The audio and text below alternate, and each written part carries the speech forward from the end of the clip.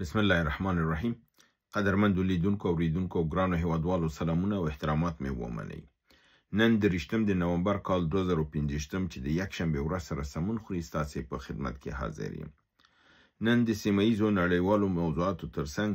دوه موضوعات په خاصه توګه چې ستاسو دوستان نه غواړم چې توجه ورته وسي هغه واورئ ډېر مهم دي. یو دا دی چې د پاکستان متعلق چې د جنگي جرایم مرتکب شوی دی، یعنی ګناه کړې ده او دا باید نړیوالو محکمو ته راکاږل شي. یو دا موضوع ده. بل هغه موضوع چې ما د ایران متعلق همیشه تاسو ته ویلې چې پاکستان ورسره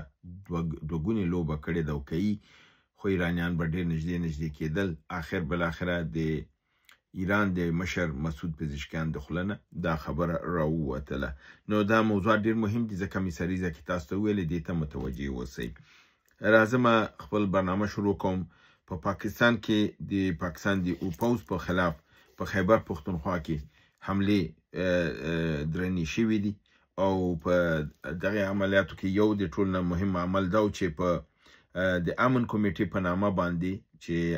هغه مجاهدین یا هغه کسان چې پخوا د مجاهدینو سره او بیا د آیسای ته ورتسلیم شوي دي یا د آیسای سره د ټي ټي پي اړیکې وي، د امن کمیټې ته نامه لاندې چې قاري جلیل مشرو په دې باندې برید شوی دی. وطن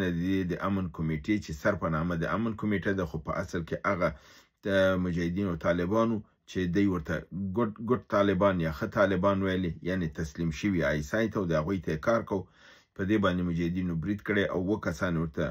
وژلي دي. یو مشرم پکې وژل شوی دی او ویل کېږي چې قاري جلیل یا مړ دی او یا پکې ټپي شوی دی. همدارنګې د پنجاب په مختلفو سیمو کې د ټي ټي پي یا د مجاهدینو ډلو عملیاتونه خپل شروع کړي دي او دا عملیاتونه بالکل هدفمند عملیات دوی کړي دي. په دې حملو کې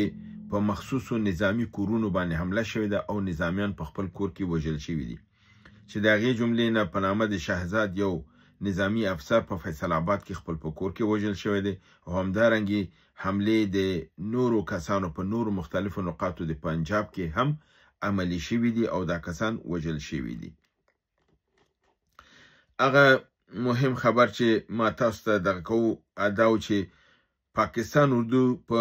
بلوچستان کې له کیمیاوي موادو نه کار اخیستی دی او یعنی فاسفورس استعمال کړي دي. دا ممنوعه کیمیاوي مواد دي چې په جنگ کې تاسو ته معلومو چې صدام حسین په دې باندې متهم شوی او د هغې په مقابل کې نړیوال کیس جوړ شوی و. همدارنګې په ایران باندې دا تهمت دی ویلو چې ایران فاسفورس کله استعمال کړي دي په عراق کې. نو په دې بابت کې دا پاکستان حکومت دا کار کړی دی او ویل کېږي چې چون دا تخلف د نړیوالو قوانینو نه دی او دا عمل په بلوچستان په لویو مناطقو کې چې هر منطقه د افغانستان د یو ولایت سره برابرۍ کوي، په نوژګي کې، په قلات کې، خزدار کې، منچیر کې، بولان کې، کولو کې، کها کې، چاغي کې او پنجګور کې په دې ټولو سیمو کې دا د کړي. کوم ځای کې چې فاسفورس استعمال شي نه تنها چې هلته انسانان مفلوجه کېږي بلکې آینده نسل چې منځته راځي هغه مفلوجه راځي. تاسو به لیدلي چې سترګې فرضاً سترګې دلته نه په خېټې په سر وي، خپه دلته نه خپه په سر کې، داسې د انسان مخلوق د دغه معیوبه را پیدا کېږي. او دا په امریکا هم په افغانستان کې چې کیمیاوي مواد استعمال کړي دي په جنوبي ولایاتو کې موږ تاسو دا ستونزه اوس هلته لرو چې زموږ ډېر ماشومان معیوبه پیدا کېږي. ویل کېږي چې دغه کار په 2015 کې پرویز مشرف کړی په 3 سیمو کې، په کولو کې، کها کې او چاغي کې، چې په هغه وخت کې چون د نړیوال ترهګرۍ جنگ مسله وه او د امریکې سره په هغې کې شریک و، نو امریکې د په دې جرم باندې پرده واچوله او په عوض دې چې د نړیوالو جنایي محکمو ته معرفي کړي او مشرف محکمه شي، په هغې باندې پرده واچوله او د جنایي جرم نه بچ کړ. دا ځلې د بلوچستان وکیلان او د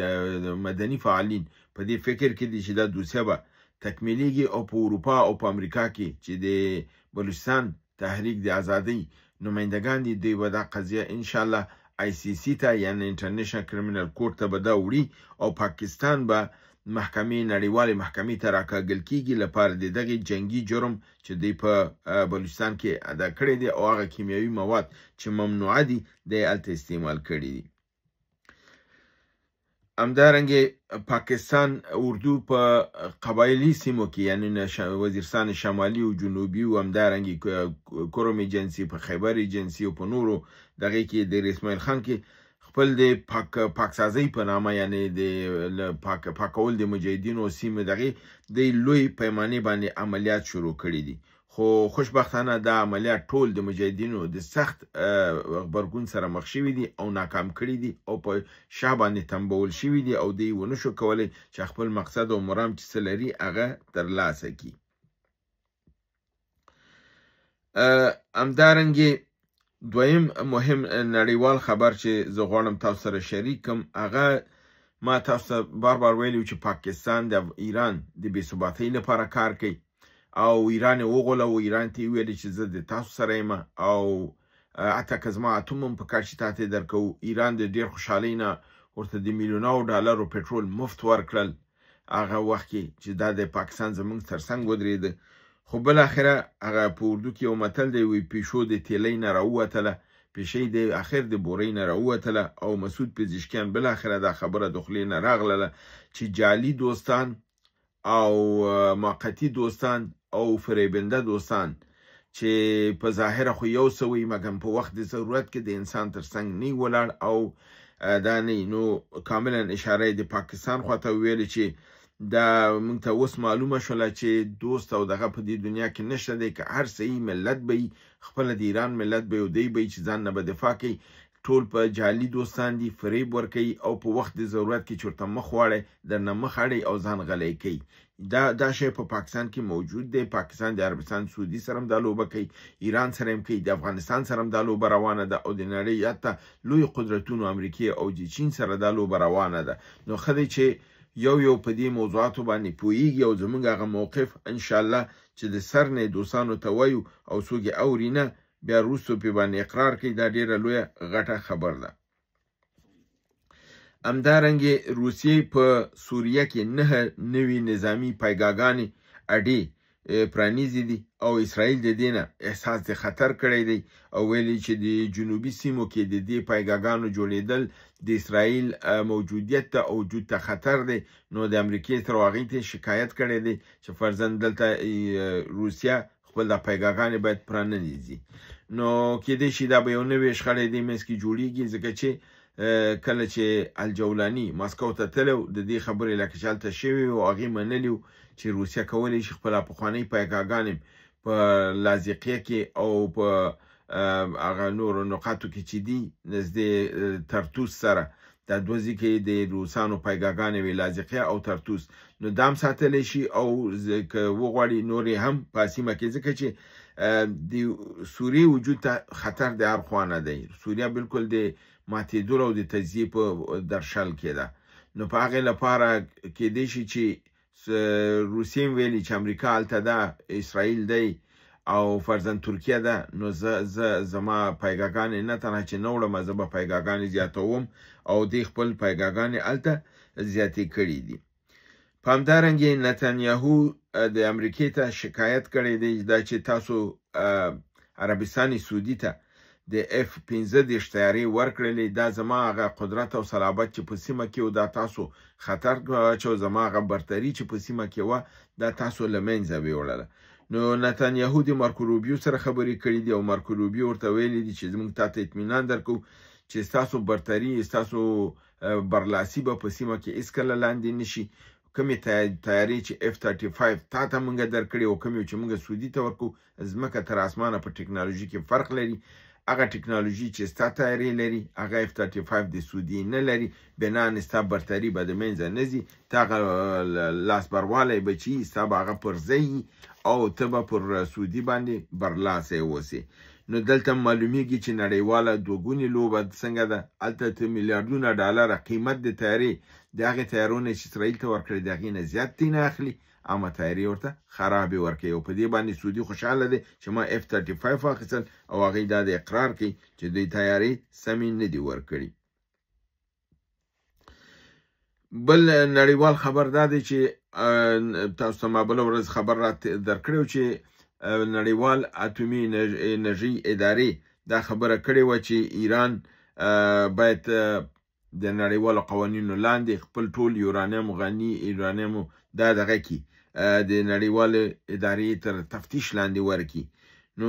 ایران دا کړی. اوس ایران داسې یو اشاره ورکړې ده چې په رسمي توګه نه مګر په عملي توګه باندې دوی د اژانس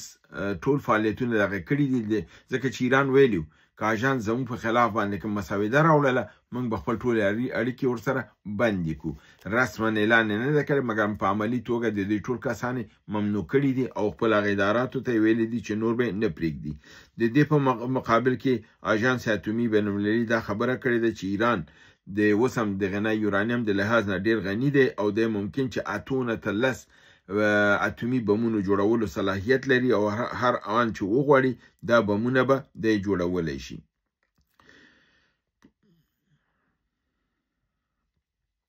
په دې هکله د روسیې خپل یو دریځ اختیار کړی، هغې ویلي چې ایران سره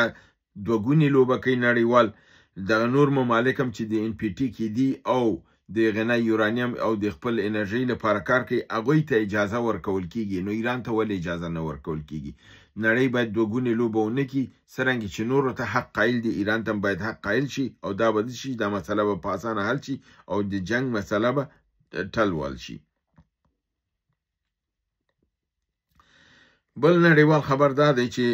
اسرائیلو د ډرون طیارو په ذریعه باندې لبنان او د غزې سیمې بمبارد کړي دي، په لسګونو کورونه وران کړي دي، خلک یې وژلي دي او ټپیان کړي دي. او د دې په مقابل کې په سیمه کې هیڅ مملکت اواز هم نه اوچتوي او خبره هم نه کوي،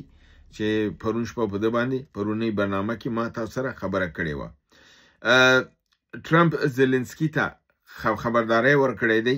چې که چېرته د ده د صلح هغه مسوده چې ده تر پنجشنبې ورځ پورې ونه مني نو د ده به عواقب د یوکراین لپاره ښه نه او ممکنه دا ده چې که چېرته دې دا مسوده رد کړله نو روسان به دنباس ښار هم ونیسي او د اسرائیل د زلنسکي او د یوکراین د لاس نه به دا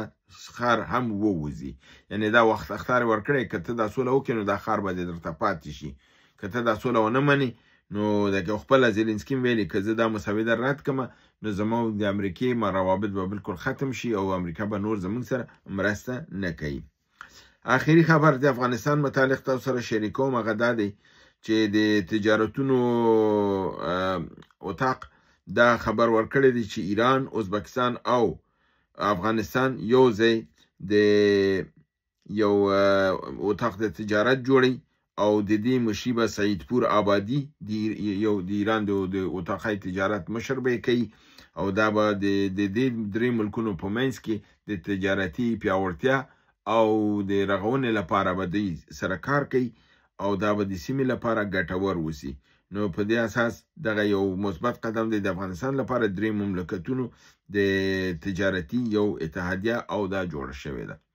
هیله ده چې برنامه وګورئ، خوښ کړئ او دوستانو سره شریکه کړئ. تر بل برنامې چې ستاسو حضور ته حاضرېږم تاسو په لوی پروردګار سپارم. وما علینا الا البلاغ.